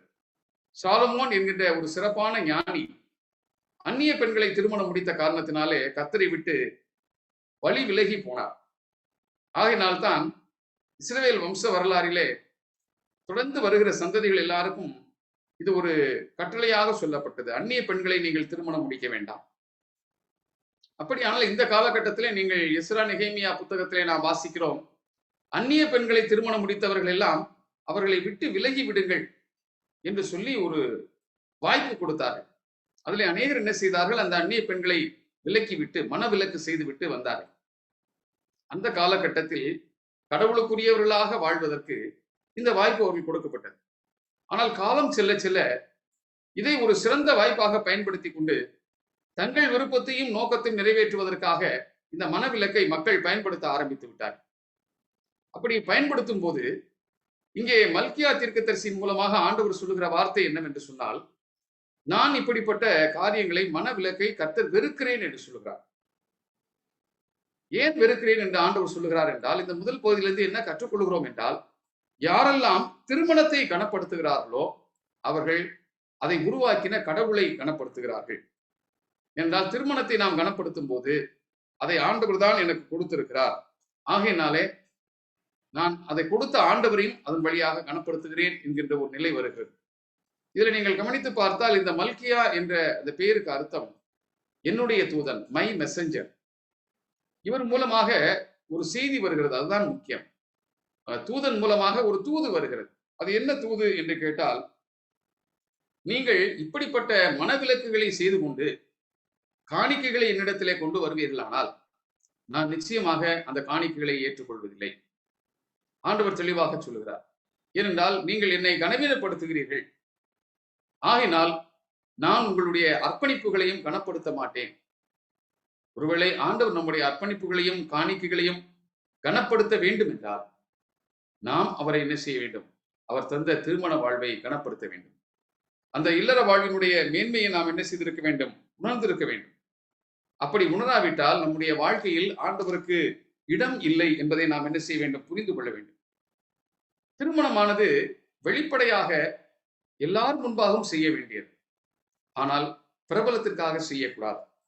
Marriage should be done in public, but it should not be done for publicity. பிரபலத்திற்காக திருமணம் செய்யக்கூடாது, ஆனால் எல்லாருக்கும் தெரிகிற வண்ணமாக செய்ய வேண்டும். ஏன்? 3 ஓலைகள் வாசிக்கிறோம், எல்லாருக்கும் அதை அறிவிக்கிறோம். உங்களுக்கு ஒருவேளை ஆட்சேபனை இருந்தால் தெரிவியுங்கள் என்றும் வாய்ப்பு கொடுக்கிறோம். ஏனென்றால் எல்லாருக்கும் தெரிந்திருக்க வேண்டும். திருமணமானது அனைவருக்கும் தெரிந்திருக்க வேண்டும், எல்லாருடைய முன்னிலையிலும் நிறைவேற்றப்பட வேண்டும். ஒருவேளை அதிலே குறைகள் இருந்தால் அதை சொல்வதற்கான வாய்ப்பும் மற்றவர்கள் கொடுக்கப்படுகிறது. அந்த திருமணத்தில் ஈடுபடுகிற மணமக்களுக்கும் அந்த வாய்ப்பு கொடுக்கப்படுகிறது. திருமண ஆராய்ச்சி வைத்து இறுதியாக ஒரு வாய்ப்பும் அவர்கள் கொடுக்கப்படுகிறது. ஒருவேளை உங்களுக்குள் இது வேண்டாம் என்று கருதினீர்கள் என்றால் இப்பொழுது நீங்கள் சொல்லலாம் என்று ஒரு வாய்ப்பு கொடுக்கிறோம். அப்படியானால் வெளிப்படையாக செய்ய வேண்டிய ஒன்று திருமணம், ஏனென்றால் அது உடன்படிக்கை. ஆகையினால் மறைமுகமாக செய்ய வேண்டியதல்ல. உடன்படிக்கை எப்பொழுதும் மக்கள் முன்பாக நிறைவேற்ற வேண்டும். கடவுளுடைய பிரசன்னத்திலும் அதே நேரத்தில் மக்கள் முன்பாக ஆண்டவருடைய பிரசன்னத்தை உணர்ந்து. ஆகையினால் தான் சொல்கிறார், உன் உடன்படிக்கையின் தோழி என்று சொல்லி மனைவியை இதிலே அழைப்பதற்கு காரணம், உடன்படிக்கையிலே 2 பேரும் என்ன செய்கிறோம்? ஒன்றாகின்றோம். அப்படி ஒன்றாகிற போது சில நேரங்களில் நாம் வாழ்கின்ற எளிமையான வாழ்க்கையிலே கர்த்தர் தான் இந்த மனைவியை கொடுத்திருக்கிறார், கர்த்தர் தான் இந்த கணவரை கொடுத்திருக்கிறார் என்பதை ஏற்றுக்கொள்ள முடியாதவர்கள் நிறைய பேர் இருக்கிறார். வாழ்க்கையில வருகிற பிரச்சனையினால் சில நேரங்களில் கவனித்து பார்த்திருப்பீர்கள், ஏதாவது வாழ்க்கையில் பிரச்சனை வந்து விட்டால் அவருடைய பெற்றோரிடத்திலே போய் ஏன் இந்த பெண்ணை எனக்கு பார்த்தீர்கள் என்று கேட்பார், அல்லது ஏன் இந்த கணவரை எனக்கு முடித்து வைத்தீர்கள் என்று கேட்பார். இது காரணம் என்னவென்றால் அவர்கள் நம்பிக்கை பெற்றோர் தான் திருமணத்தை நடத்தி வைத்திருக்கிறார் என்று நம்புகிறார். ஆனால் உண்மை என்னவென்றால் பெற்றோர் நடத்தி வைப்பதில்லை, பெற்றோர் ஏற்பாடுகள் செய்கிறார்கள், ஆனால் கர்த்தரே திருமண வாழ்வை தருகிறார். அப்படியானால் இதிலே வருகிற பிரச்சனைகள் எதுவாக இருந்தாலும் நாம் யாரிடத்தில் போக வேண்டும்? மனிதர்களிடத்திலே போய் நீங்கள் இதைத்தான் ஏற்படுத்தி கொடுத்தீர்கள் என்று சொல்வதல்ல, கர்த்தர் எனக்கு கொடுத்திருக்கிறார் என்ற புரிந்து கொள்ளுதல் வந்துவிட்டால் நாம் நம்முடைய காரியங்கள் என்ன செய்வோம்? கர்த்தரிடத்திலே சொல்ல ஆரம்பிப்போம். அப்படி சொல்லும் போது வாழ்க்கையிலே எந்த பிரச்சனைகள் இருந்தாலும் அது என்ன செய்யும்? தீர்ந்துவிடும். இதுல நீங்க நன்றாக கவனித்து பார்த்தால் ஆண்டவர் என்ன சொல்கிறார்? இந்த திருமணத்தை அவர் ஏற்படுத்தி கொடுத்ததற்கு காரணம், இதன் வழியாக வருகிற சந்ததிகள் தொடர்ந்து கர்த்தருக்கு சாட்சியாக இருக்க வேண்டும். ஆகையினாலே அந்த சந்ததிகள் கர்த்தருக்கு மகிமையாக இருக்க வேண்டும் என்பதற்காகவே இந்த திருமணம் ஏற்படுத்தப்பட்டிருக்கிறது. அது மாத்திரமல்ல, இதை நாம் ஒரு பெருமைக்குரிய காரியமாகவும் இதை நினைக்கக்கூடாது. அநேக நேரங்களில் அப்படி நினைக்கிறவர்களும் இருக்கிறாங்க. Marriage is not a prestigious one, but it's a privilege. கர்த்தரால் கொடுக்கப்பட்டிருக்கிற ஒரு ஸ்லாக்கியம். ஏன் அப்படின்னா மனிதன் தனிமையாக வாழ்வது நல்லதல்ல. அப்படியானால் நல்லதல்லாத காரியத்தை ஆண்டவர் மாற்றி நன்மையாக மாற்றி இணைந்து வாழுங்கள் என்கின்ற ஒரு வாய்ப்பை தருகிறார். அப்படியானால் அது நமக்கு கிடைத்திருக்கிற ஒரு மாபெரும் ஸ்லாக்கியம். அந்த ஸ்லாக்கியமாக நாம் அதை கருதும் போது பெருமைக்குரிய எந்த காரியத்தையும் நாம் திருமண காரியத்திலே செய்ய மாட்டோம். அநேக நேரங்களிலே ஒரு திருமண ஆராதனை நடந்தால், வைபவங்கள் நடந்தால் அதிலே பார்க்கின்றோம், பெருமைக்குரிய அநேக காரியங்களை அதில் வெளிப்படுத்துவார். குடும்பத்தின் பெருமை அல்லது அவர்களுடைய தனிப்பட்ட வாழ்விலே அவர்கள் இருக்கின்ற படிப்பு, அந்தஸ்து, இப்படிப்பட்ட பல பெருமைகளை வெளிப்படுத்தக்கூடிய ஒரு அம்சமாக திருமண நிகழ்வையும் ஆராதனையையும் மாற்றக்கூடிய மக்களை நாம் பார்க்கிறோம். ஆனால் அதை காட்டுவதற்காக நாம் திருமணம் என்கின்ற ஒரு அமைப்பை உருவாக்கவில்லை. கர்த்தர் அப்படி செய்யவில்லை. எதற்காக வைத்திருக்கிறார் என்று சொன்னால், கர்த்தர் நம் மீது அளவற்ற அன்பு வைத்திருக்கிறார். அவர் நமக்கு ஒரு ஸ்லாக்கியத்தை கொடுத்திருக்கிறார். என்ன ஸ்லாக்கியம் என்றால், தனியாக வாழ வேண்டாம், உனக்கென்று நான் ஏற்ற துணையை உருவாக்குவேன். அப்படியானால் solitude or loneliness is not the purpose of God. தனிமை என்பதும் தனித்து வாழ்வது என்பதும் ஆண்டவருடைய தெய்வீக நோக்கம் அல்ல. இணைந்து வாழ்வது மட்டும்தான் அவருடைய நோக்கம். அதை இதை தெளிவாக சொல்லுகின்றார். அந்த நோக்கத்தை நீங்கள் நிறைவேற்றாமல் காணிக்கைகளையும் மற்ற காரியங்களையும் கொண்டு வந்து என்னிடத்தில் படைப்பீர்களே ஆனால் அதனால் ஒரு பயனும் இல்லை. இன்றைக்கு நாம அருள்பணிக்கு கொடுக்கிறோம், உண்மை. அதை விட மேன்மையானது நாம் வாழ்வு மிக சிறப்பாக இருக்கும்போது நாம் கொடுக்கிற அந்த காணிக்கை மிக மேன்மை உள்ளதாக இருக்கும். அதன் வழியாக அருள்பணி மென்மேலும் வளர்ச்சி அடை. அப்படியானால் அடிப்படையாக நாம் கட்டமைக்க வேண்டியது எது என்று சொன்னால், காணிக்கைகளை செலுத்துவதற்கு முன்பாக நம்முடைய வாழ்வை ஒரு சிறந்த அடித்தளத்தில் என்ன செய்ய வேண்டும்? அமைக்க வேண்டும். இரண்டாவது திருமறை பகுதிக்கு நீங்கள் என்னோடு வருவீர்களானால் அதில் நீங்கள் கவனிக்கும் போது 1 கொரிந்தியர் 13ஆம் அதிகாரம் அடிக்கடி நாம் வாசிக்கிறோம். ஒருவேளை திருமண ஆராதனைகளை வாசிப்பதனாலே இந்த பகுதியை திருமண ஆராதனைக்குரிய பகுதியாகவே அநேகர் நினைத்துக் கொண்டிருக்கிறோம். ஆனால் உண்மை என்னவென்று சொன்னால், இந்த கொரிந்து திருச்சபையாருக்கு இந்த கடிதத்தை எழுதின அப்போஸ்தலனாகிய தூய பவுலடியார் ஒரு திருமணமானவர் அல்ல. அவர் ஒரு திருமணமாகாதவர். He was a confirmed bachelor. அப்படி இருந்தும் இல்லற வாழ்வை குறித்து அவர் ஒரு அருமையான பகுதி இதே முதல் கடிதத்தில் 7ஆம் அதிகாரம், இது நீங்கள் குறித்து வைத்து வீட்டிலே நீங்கள் வாசித்து பாருங்கள். 1 கொரிந்தியர் 7ஆம் அதிகாரம் மிக சிறப்பான ஒரு அதிகாரம். அதிலே நமக்கு அநேக உண்மைகளை ஒரு திருமணமாகாதவராக இருந்தும் பவுல் நமக்கு கற்றுத் தந்திருக்கிறார். அந்த 7ஆம் அதிகாரத்திலே நீங்கள் பார்க்கும்போது திருமண வாழ்வை குறித்து அவர் சொல்லுகிறதை மிக அழகாக சொல்லியிருக்கிறார். பாருங்கள், திருமணம் என்பது நமக்கு ஆண்டவர் கொடுத்திருக்கிற மிகப்பெரிய பரிசு. Marriage is a gift given to mankind to glorify God. ஆண்டவரை மகிமைப்படுத்துவதற்காகவே ஒரு சிறந்த பரிசாக இந்த திருமணம் கொடுக்கப்பட்டிருக்கிறது. அடுத்து என்ன சொல்லுகிறார் என்றால், marriage is a responsibility given to bride and bridegroom. ரெண்டு பேருக்குமே கொடுக்கப்பட்டிருக்கிறது. அந்த ரெஸ்பான்சிபிலிட்டி எப்படி கொடுக்கப்பட்டிருக்கிறது என்று சொன்னால், மாற்றி ஒருவருக்கொருவர். கணவனே, நீ உன்னுடைய சொந்த சரீரத்துக்கு அதிகாரி அல்ல, உன் மனைவியே அதிகாரி. மனைவியே, நீ உன் சொந்த சரீரத்துக்கு அதிகாரி அல்ல, உன் கணவனே அதிகாரி. அப்ப அந்த பொறுப்பை என்ன செய்கிறார்? மாற்றி கொடுக்கிறார். நாமே நம்முடைய சரீரத்தை பாதுகாப்பது என்பது திருமணத்திற்கு முன். ஆனால் திருமணத்திற்கு பின் நம்முடைய சரீரத்துக்கு அதிகாரி கணவனாய் இருந்தால் மனைவி அதிகாரியாய் இருக்கிறார், பொறுப்பாளராக இருக்கிறார். மனைவிக்கு கணவன் பொறுப்பாளராக மாறுகிறார். ஆகையினால அப்படி ஒரு பொறுப்பு கொடுக்கப்படுகிறது. 3வது சொல்கிறார், திருமணம் என்கின்றது ஒரு ஊழியம். ஒருவேளை உங்களுடைய வாழ்க்கையிலே யாராவது அவிசுவாசியை நீங்கள் திருமணம் முடிக்க வேண்டியதாகிவிட்டால், நீங்கள் உங்களுடைய இல்லற வாழ்க்கையை ஒரு ஊழியமாக கருதி அவர்களை எப்படியாவது கிறிஸ்துவுக்குள் கொண்டு வர வேண்டும் என்கிற நோக்கத்தை வைத்துக் கொள்ளுங்கள். அதை நீங்கள் ஒரு ஊழியமாக கருதுங்கள். இப்ப திருமணத்தை என்ன செய்ய வேண்டியிருக்கிறது? ஊழியமாக கருதி செய்ய வேண்டியது இருக்கிறது. இப்ப இதற்கெல்லாம் என்ன வேண்டும் என்று கேட்டால், அன்பு அடித்தளமாக இருக்க வேண்டியது இருக்கிறது. இப்ப அன்பை அடித்தளமாக வைத்துக் கொள்ளும் போதுதான் இது சிறப்பாக அமைகிறது. ஏன் அப்படின்னு சொன்னா, அப்படி அடிப்படையாக நாம் வைத்துக் கொள்ளும் போது எப்படி அன்பானது நிரந்தரமாக இருக்கிறதோ அதுபோல இல்லற வாழ்வும் ஒரு நிரந்தரமானது என்பதை நாம் புரிந்து கொள்கிறோம். How love is eternal, your marital life is also eternal. ஆகினால்தான் திருமண ஆராதனையிலே மாங்கல்யம், திருமாங்கல்யத்தை அணிந்து பிறகு குரு கொடுக்கின்ற அந்த ஆசீர்வாதத்திலே நீங்கள் கவனித்து பார்த்துட்டு, நீங்கள் இந்த இல்லற வாழ்க்கையிலே சேர்ந்து வாழ்வதனால் மறுமையில் நித்திய ஜீவனை பெற்றுக்கொள்ள ஆண்டவர் உங்களை சகலவித ஆவிக்குரிய ஆசீர்வாதங்களினாலும் கிருபையினாலும் நிரப்புவாராக என்கிற ஒரு ஆசீர்வாதத்தை கொடுக்கிறார். ஏன் அப்படின்னா, இந்த இல்லற வாழ்வில் இணைந்து வாழ்வதால் மறுமையில் நித்திய ஜீவன் இருக்கிறது.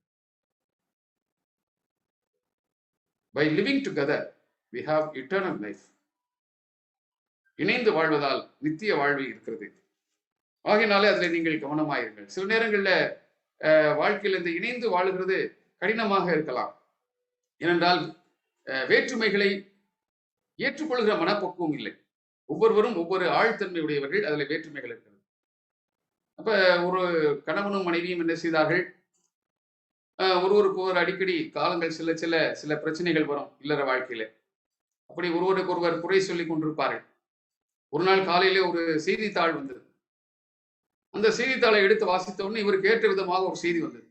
என்ன செய்தி வந்துச்சு அப்படின்னா, ஆண்கள் ஒரு நாளிலே 10,000 வார்த்தை பேசுகிறார்கள், பெண்கள் 30,000 வார்த்தைகள் பேசுகிறார்கள் என்று சொல்லி ஒரு செய்தி வந்தது. உடனே மனைவியின் இடத்துல எடுத்துக்கொண்டு போய் அவர் சொன்னார், நான் அடிக்கடி சொன்னால் நீ வருத்தப்படுகிறாய், உலகமே சொல்லுகிறது, செய்தித்தாளில் வேற வந்து விட்டது, ஆண்கள் வெறும் 10,000 வார்த்தை தான் பேசுறாங்க, பெண்கள் 30,000 வார்த்தை பேசுகிறார்கள் என்று சொல்லி மனைவியிடத்திலே ஒரு வம்பிழுப்பதற்காக பேசினார். ஆனால் மனைவி சிரித்துக் கொண்டே சொன்னார்கள், உங்களுக்கு ஒரு முறை சொன்னால் காது கேட்காது, ஒவ்வொரு காரியத்தையும் 3 முறை சொல்ல வேண்டியிருக்கிறது, ஆயினால்தான் 30,000 வார்த்தை பேச வேண்டியிருக்கிறது என்று சொன்னார். சில நேரங்களில் நமக்கு இப்படிப்பட்ட உண்மைகள் எப்பொழுது புரிகிறது என்றால், தனிப்பட்ட விதத்தில் நாம் என்னவெல்லாம் செய்கிறோம் என்பது யாராவது ஒருத்தர் நமக்கு சொன்னால்தான் புரியும். இருவரையும் ஆண்டவர் இணைத்து வைத்திருப்பது எதற்காக என்று சொன்னால், இருவரும் வெவ்வேறு ஆழ்த்திறமையுடையவர்களாகவும் வெவ்வேறு குணாதிசயங்கள் உள்ளவர்களாகவும் நாம் இணைக்கப்பட்டிருக்கிறோம். திருமண ஆலோசனைக்கென்றே ஒரு அருமையான ஒரு நூல் ஒன்றை ஒரு வேத அறிஞர் எழுதினார், அயல் நாட்டை சேர்ந்தவர். அந்த நூலை எழுதின போது அதனுடைய அட்டை படத்தில் முன்பக்கத்துல ஒரு அருமையான படம் அதிலே அச்சிடப்பட்டிருந்தது. என்ன படம் என்று சொன்னால், 2 பழங்கள் பாதி பாதி ரெண்டையும் சேர்த்து ஒரே பழமாக இணைத்திருக்கிறது போல ஒரு படத்தை வரைந்திருந்தார். ஒரு பக்கம் ஆப்பிள் பழம் இருக்கிறது, இன்னொரு பாதியிலே ஆரஞ்சு பழம் இருக்கிறது. இது இரண்டும் 2 வித்தியாசமான சுவைகள். அப்பொழுது அந்த புத்தக வெளியீட்டு விழாவிலே அவரிடத்தில் கேட்டார்கள், இன்னும் நீங்கள் 2 வித்தியாசமான பழங்களை பாதி பாதியாக சேர்த்து இந்த திருமண ஆலோசனை நூல்ல நீங்க முன்னால போட்டிருக்கீங்களே அப்படின்னு. அப்பொழுது அவர் சொன்னார், ஒரே பழத்தினுடைய சுவை நம்ம பார்த்ததுதான், ஆனால் இந்த 2 பழங்களும் சேர்ந்து ஒரு புதிய சுவை ஒன்று உருவாகிறது, அதையும் நாம் என்ன செய்ய வேண்டும், உணர்ந்து கொள்ள வேண்டும் என்றால், நிச்சயமாக நம்ம யோசித்து பார்க்கும்போது இந்த 2 பழங்களும் சேர்வதனால் ஒரு புது சுவை உருவாகிறது. 2 வித்தியாசமான சுவை, 2 வித்தியாசமான தன்மை, அல்லது 2 வித்தியாசமான மூலப்பொருட்கள் சேர்ந்த 2 பழங்கள். ஆண்டவருடைய இணைப்பு வித்தியாசமாய் இருக்கிறது. சில நேரங்களிலே அந்த வித்தியாசமான இணைப்புகள் மூலமாக நாம் கற்றுக்கொள்ளுகின்ற பாடங்கள் நிறைய இருக்கிறது. நாம் அதை விட்டு குறைகளை என்ன செய்கிறோம், அதிகப்படுத்தி விடுகிறோம்.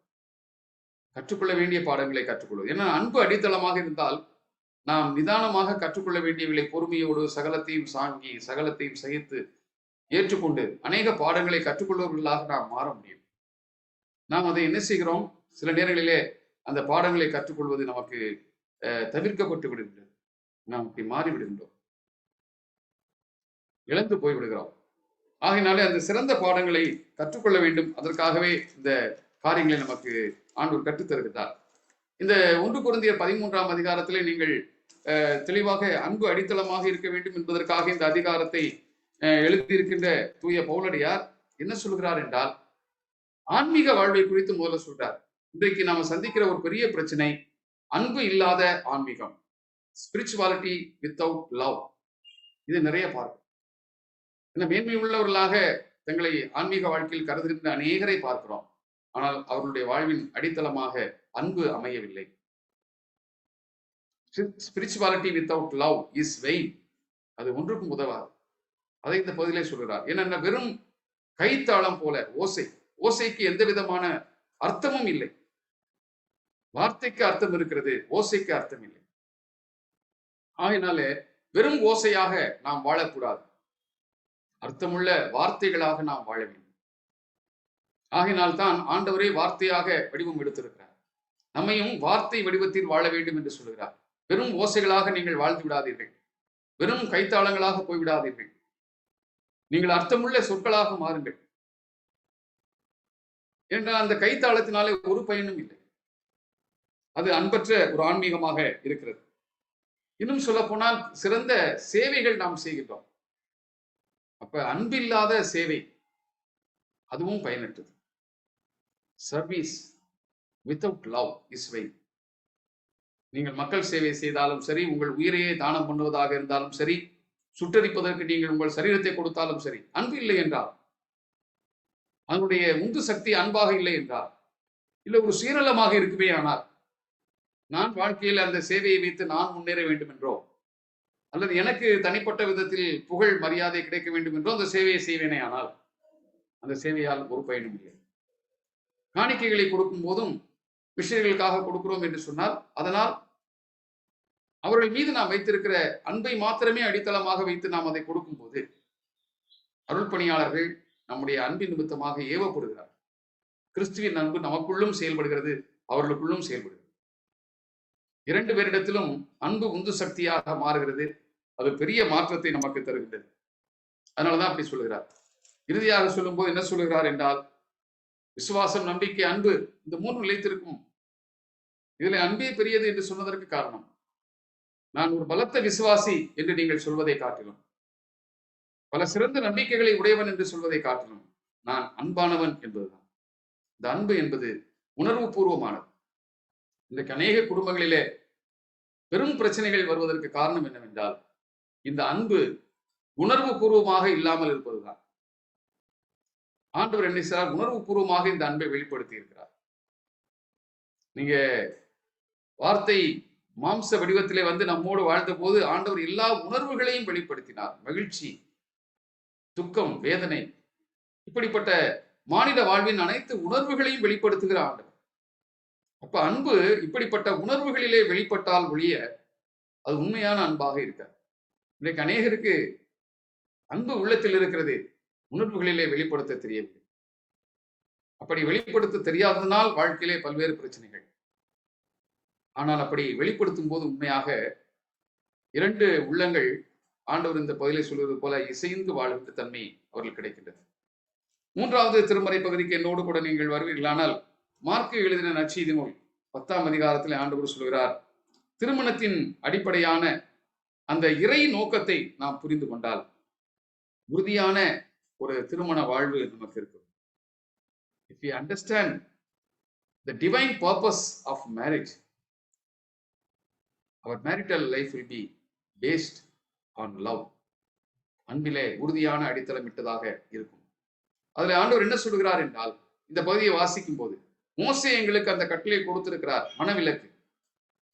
இப்ப ஆண்டவர் என்ன சொல்கிறார் என்றால், மோசேயினிடத்திலே 2 கற்பலைகள் கொடுக்கப்பட்டது, அதிலே 10 கற்பனைகள் இருந்தது. 10 கற்பனைகளை தேடி பார்த்தால் மனவிலக்கு இருக்காது. It was not given by God.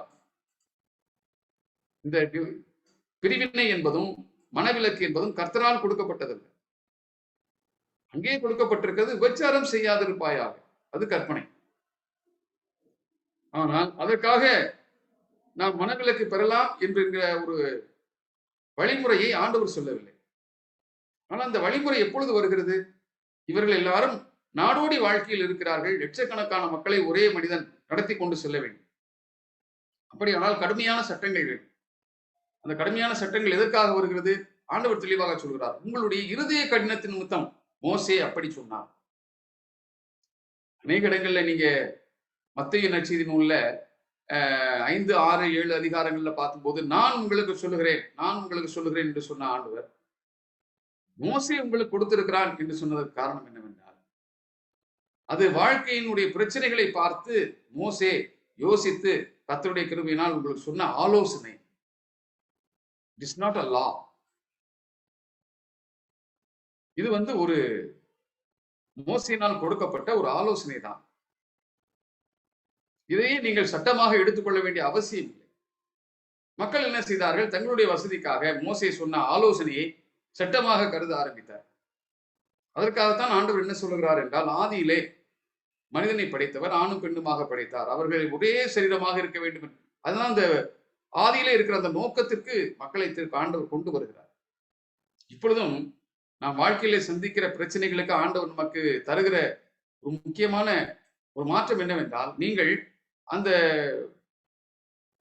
மூல உபதேசத்திற்கு திரும்புங்கள். Turn back yourself to the original teaching of the Bible. வேதாகமம் உங்களுக்கு கொடுக்கின்ற மூல உபதேசத்தை நீங்கள் என்ன செய்யுங்க பாருங்க. அதுல இருக்கிற தெய்வீக நோக்கத்தை பாருங்கள். அதுல என்ன செய்கிறார் என்றால், ஒரே மாம்சமாக இருக்க வேண்டும் என்பதுதான் தெய்வீக நோக்கமே ஒழிய, இதுல எந்த விதத்திலும் பிரிவுகள் உண்டாக்குவதும் பிரிவினைகளை ஏற்படுத்துவதும் கர்த்தருடைய நோக்கம் அல்ல. ஆனால் காலங்கள் இப்பொழுது மாறிக்கொண்டிருப்பதனாலே அநேக சின்ன சின்ன காரியங்களுக்காகவும் கூட பொறுத்து செல்ல முடியாத, எல்லாவற்றையும் சகிக்கக்கூடிய அன்பு குறைபட்டு போன காரணத்தினாலே அநேக மனவிலக்குகளை நாம் பார்க்கின்றோம். அது திருச்சபைக்குள்ளும் அதிகமாக சமீப காலமாக பாதித்துக் கொண்டிருக்கிறதை நாம் பார்க்க முடியும். இதற்கெல்லாம் காரணம் என்னவென்று சொன்னால், நாம் பாடின கீர்த்தனையில் சொன்னது போல, சுதன் இயேசு தலைமையில் தூய வீடாக இது இருக்குமே ஆனால், சுதன் இயேசு தலைமையில் தூய வீடாக இருக்குமானால், இன்னும் சொல்ல போனால் அந்த 2வது பல்லவியில் சொல்வது போல, பெற்றோரே இல்லாத குடும்பம் தான் பெத்தானியா குடும்பம், பெற்றோர் இல்லாத குடும்பம். ஆனால் கிறிஸ்து தலைவராக இருந்தார், கிறிஸ்து அவர்களை சந்தித்துக் கொண்டிருந்தார். அவர்கள் வாழ்க்கையிலும் ஒருவருக்கொருவர் ஏற்று பிரிவினைகள் இருந்தது. மார்த்தாளுக்கும் மரியாளுக்கும் ஒருவருக்கொருவர் புரிந்து கொள்ள முடியாத நிலை இருந்தது. மரியாளை குறித்து மார்த்தாள் ஆண்டவரிடத்திலே குறை சொன்னார். எப்பொழுதும் உங்களுடைய பாதத்திலே உட்கார்ந்து கொண்டிருக்கிறார், வீட்டு வேலையை யார் செய்வது? ஆனால் ஆண்டவர் என்ன சொல்லுகிறார் என்றால், தேவையானது ஒன்றே. மரியாள் தன்னை விட்டு ஈடுபடாத நல்ல பங்கை தெரிந்தெடுத்திருக்கிறார். நீ உன் கடமைகளை செய்ய வேண்டும், அதே நேரத்திலே ஆண்டவருடைய பாதப்படியில் அமர்ந்து கற்றுக்கொள்ள வேண்டியதும் கற்றுக்கொள்ள வேண்டும் என்பதையும் மார்த்தாளுக்கு ஆண்டவர் கற்றுத்தருகிறார். அந்த குடும்பத்திலே, பெற்றோர் இல்லாத குடும்பத்தில் கிறிஸ்து தலைவராக இருந்து அந்த குடும்பம் ஒரு ஊழிய குடும்பமாக, எந்தவித ஊதியத்தையும் விரும்பாமல் ஊழியம் புரிகின்ற ஒரு குடும்பமாக அது என்ன செய்கிறது, மாறுகிறது. ஊதியம் விரும்பாமல் உவந்த பெத்தானியா ஊரின் குடும்பம் போல நாடும் இயேசு பிரானை நல் விருந்தாளியாக்கி நாடி அவர் பாதத்தில் கூடி அமர்ந்து கேட்டு, மிக அருமையானவர், நாள்தோறும் அவருடைய பாதத்தில் அவரை விருந்தாளியாக மாற்றிக்கொண்டு, நாம் ஒரு மறைவான விருந்தினராக நம்மோடு இருக்கிறார் என்ற உணர்வோடு அவரோடு இணைந்து வாழுகிற ஒரு வாழ்க்கை, அது ஒரு சிறந்த ஊழிய அனுபவம் என்று சொல்லி மிக சிறப்பாக இந்த பாடல் சொல்கிறதை பார்க்கிறோம். அப்படிப்பட்ட ஒரு சிறந்த காரியங்களை நாம் இதிலே கற்றுக்கொள்கின்றோம். ஒரு சம்பவத்தை மாத்திரம் சொல்லி நான் நிறைவு செய்ய விரும்புகிறேன். ஒரு வசதி இல்லாத ஒரு குடும்பம், அதுல கணவனும் மனைவியும் ஒருவருக்கொருவர் சில காலமாக அவர்களுக்கு மனஸ்தாபம் ஏற்பட்டு விட்டது. ஆனால் அவருடைய வீட்டிலே முழு வேதாகமத்தை வாங்குவதற்கு அவர்களுக்கு பணம் இல்லை. ஒரு புதிய ஏற்பாடு வேதாகம் மட்டும்தான் அவரிடத்திலே இருந்தது. இருவருக்கும் சேர்த்து ஒரே வேதாகம் தான் இருந்தது. அப்படி அவர்கள் அந்த வேதாகமத்தை படித்துக் கொண்டிருந்த போது கணவர் கோவப்பட்டு அவர் ஒரு பக்கமாக வேதாகமத்தை பிடித்து இழுத்தார். அந்த வேதாகம் 2ஆக கிழிந்து விட்டது. ஒரு பகுதி மனைவியின் இடத்திலே இருக்கிறது, இன்னொரு பகுதி கணவனிடத்திலே இருக்கிறது. அது லூக்கா 15ஆம் அதிகாரத்திலே சரியாக என்ன செய்து விட்டது, இந்த பக்கம் அந்த பக்கமாக கிழிந்து விட்டது. லூக்கா 15ஆம் அதிகாரத்தில் நாம் யாவரும் அறிந்த வண்ணமாக மனம் திருந்திய மைந்தனுடைய கதை வருகிறது.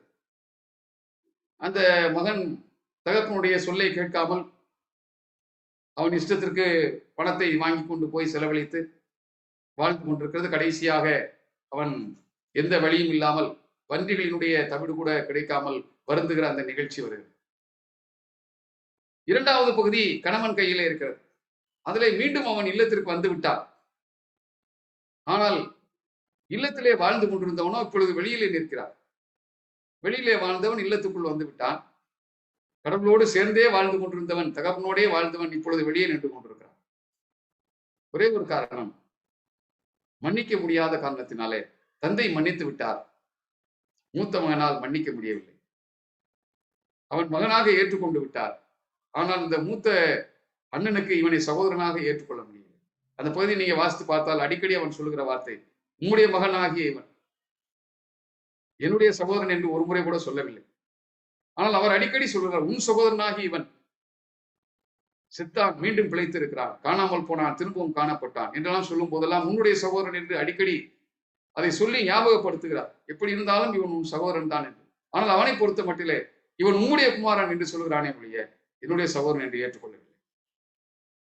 அப்ப மன்னிக்க முடியாத காரணத்தினால் அவன் தந்தை வீட்டுக்கு வெளியே நிற்கிறான்.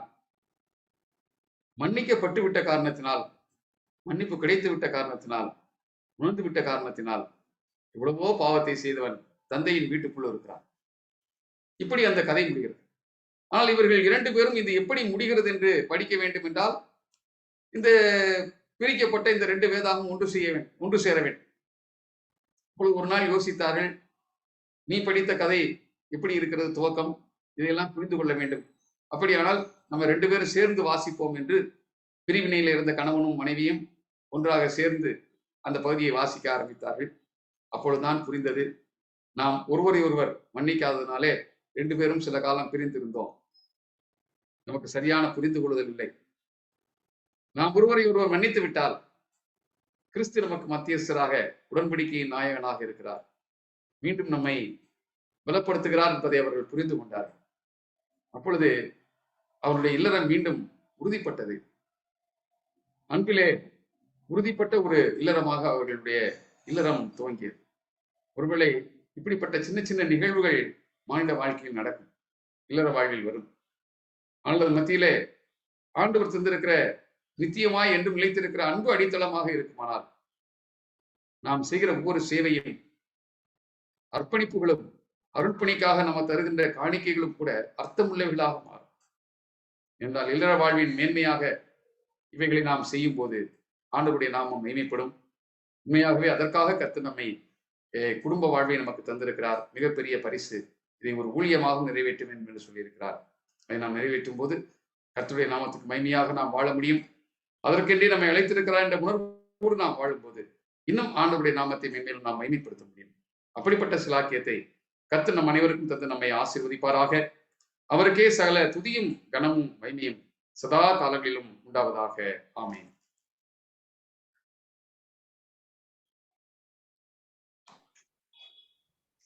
செய்து கொடுத்த அருமையான ஐயா அவர்களுக்கு ஆண்டவராகிய இயேசு கிறிஸ்துவின் திருப்பெயரிலே நம்முடைய நன்றியை தெரிவித்துக் கொள்கிறோம். தொடர்ந்து உங்களுடைய ஊழியத்திற்காகவும் உங்களுடைய கரங்களிலே கொடுக்கப்பட்டிருக்கிற பொறுப்புகளிலே எங்களுடைய பங்களிப்பும் இருக்கும் என்பதையும் உங்களுக்கு ஆண்டவராகிய இயேசு கிறிஸ்துவின் திருப்பெயரிலே அன்போடு விட தெரிவித்துக் கொள்கிறோம். இப்போதும் மீண்டுமாக நம்முடைய காணிக்கைகளை, தோத்திர காணிக்கைகளை,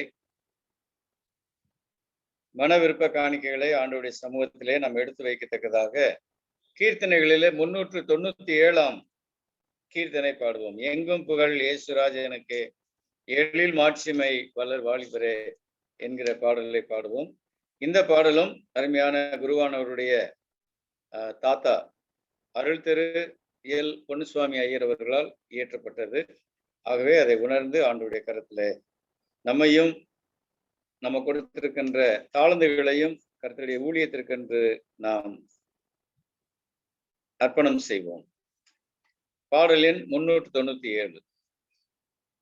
எங்கும் புகழ் இயேசுராஜனுக்கே,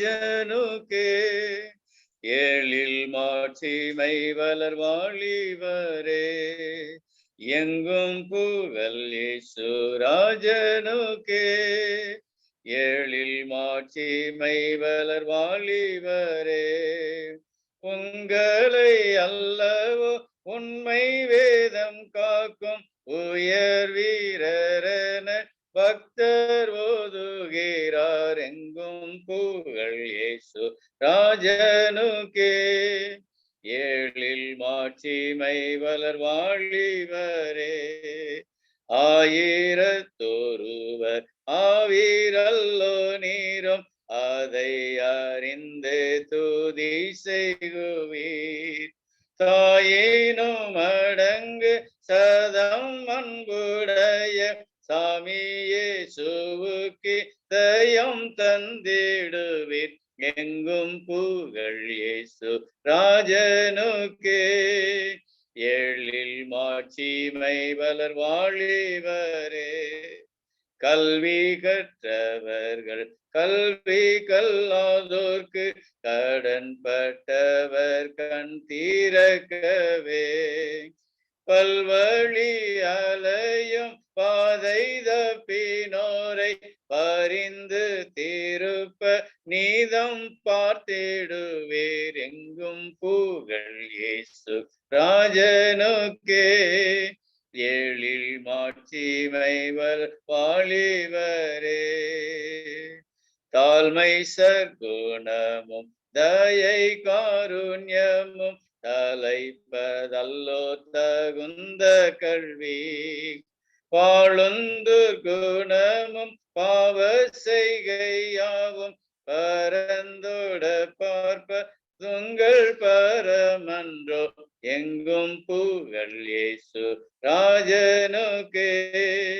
எழில் மாட்சிமை வளர் வாழிவரே.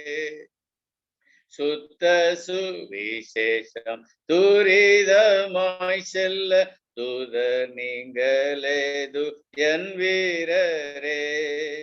கர்த்தரின் பாதத்தில் காலை மாலை தங்கி கருணை நிறைவ சனம் கற்றுடுவீர்.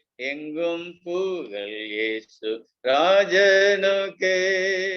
எழில் மாட்சிமை வளர் வாழிவரே.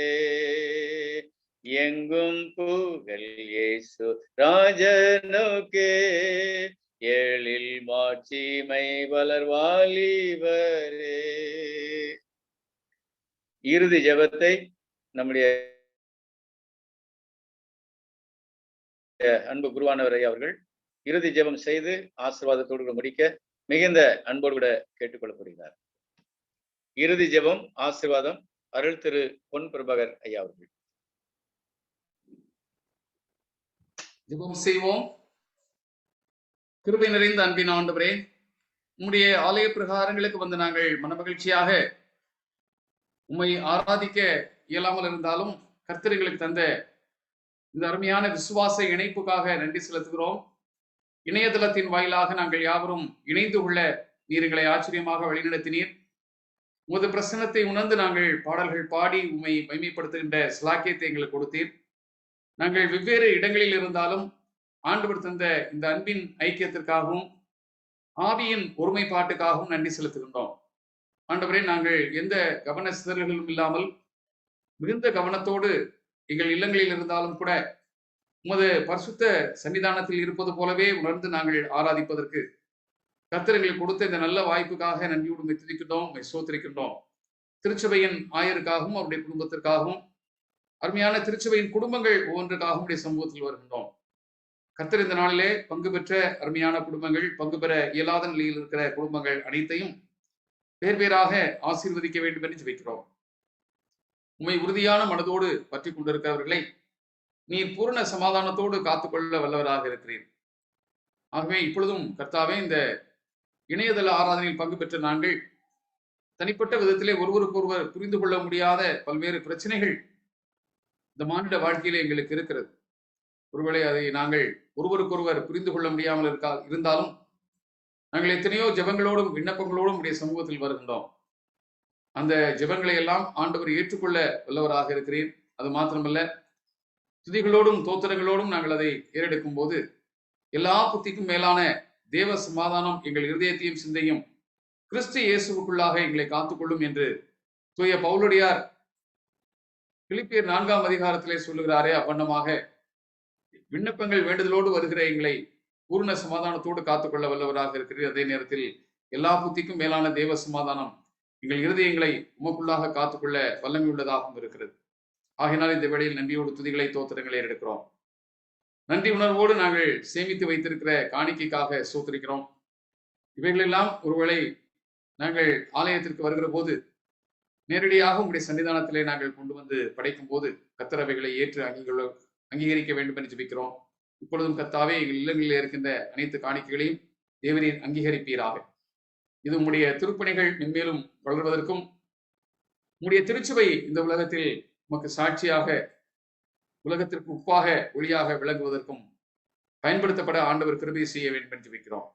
எங்கள் ஒவ்வொருவரையும் ஒரு சிறந்த நோக்கத்தோடு இந்த உலகத்தில் நீர் வைத்திருக்கிறீர். ஒருவேளை அந்த நோக்கங்களை நாங்கள் புரிந்து கொள்வதிலே காலதாமதம் இருந்தாலும் அவைகளெல்லாம் நாங்கள் விரைவாக விளங்கிக் கொள்ள ஆண்டவர் கிருபை பாராட்ட வேண்டும் என்று ஜெபிக்கின்றோம். உம்முடைய திருப்பாதத்தில் எங்கள் ஒவ்வொருவரையும் தாழ்த்துகிறோம். இந்த ஆராதனையின் வழியாக கர்த்தர் எங்களுக்கு கொடுத்திருக்கிற அன்பின் ஐக்கியத்தை நினைத்து நன்றியோடு துதி தோத்திரங்களை எடுக்கிறோம். தொடர்ந்து நாங்கள் ஒருவரை ஒருவர் சந்திக்கும் மட்டும் உம்முடைய சன்னிதானத்திலே வந்து நாங்கள் உண்மையை தொழுது கொள்ளும் மட்டும் உம்முடைய தூய ஆவியானவர் எங்களுக்கு துணையாக இருந்து வாழ்வில் நாங்கள் சந்திக்கின்ற ஒவ்வொரு பிரச்சனைகளிலும், ஒவ்வொரு போராட்டங்களிலும், சோதனைகளிலும் அடியார்களுக்கு வெற்றியை தந்து காத்துக்கொள்ள வேண்டும் என்று ஜெபிக்கின்றோம். துதி, கனம், மகிமை அனைத்தையும் உமக்கே செலுத்துகிறோம். நேசிக்கிற அன்பின் ஆண்டவர் இயேசு கிறிஸ்துவின் மூலமாய் எங்கள் ஜெபத்தை ஏற்றுக்கொள்ளும் அன்புள்ள பிதாவே, ஆமேன். நம்முடைய ஆண்டவராகிய இயேசு கிறிஸ்துவின் இரக்கமுள்ள கிருபைக்கும் நேசமுள்ள பராமரிப்புக்கும் நம் எல்லாரையும் தாழ்த்தி அர்ப்பணிக்கின்றோம்.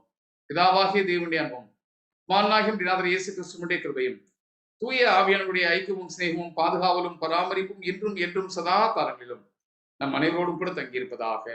ஆமேன்.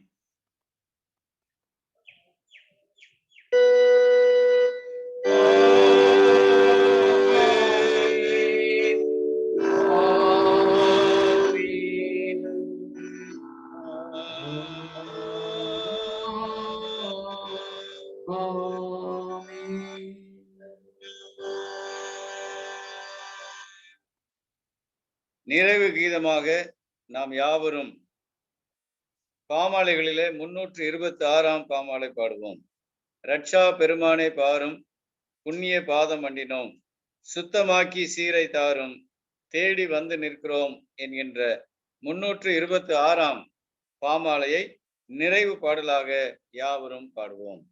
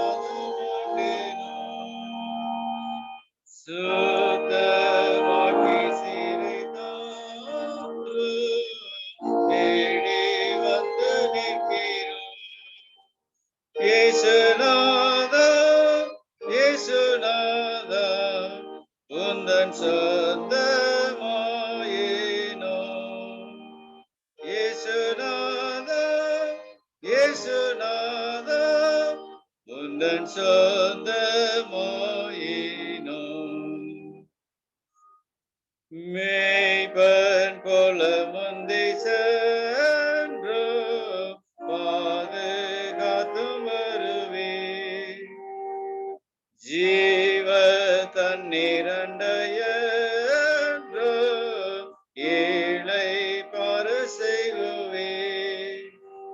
இயேசுநாதா இயேசுநாதா மேய்ச்சல் காட்டி கோஷிப்பே. இயேசுநாதா இயேசுநாதா மேய்ச்சல் காட்டி கோஷிப்பே. நீதி பாதை தவறாமல் நேசமாய் நடத்துவே,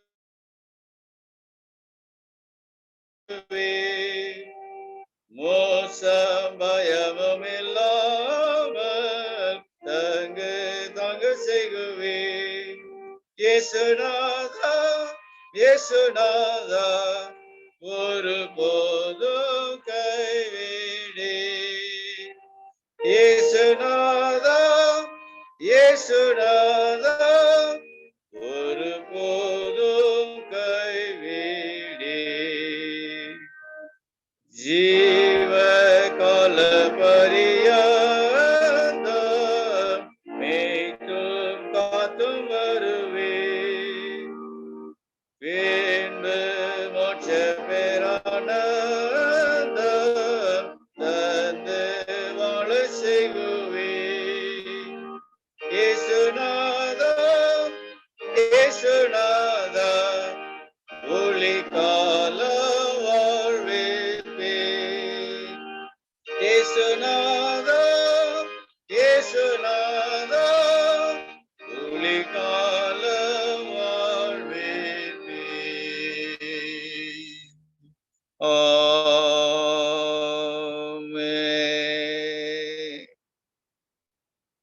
எங்கள் கண்மலையும் மீட்பெருமாகிய கர்த்தாவே, உமது அடியாரின் வாயின் வார்த்தைகளும் எங்கள் யாவருடைய இருதயத்தின் தியானமும் உமது திருச்சமூகத்தில் ஏற்புடையதாய் இருப்பதாக.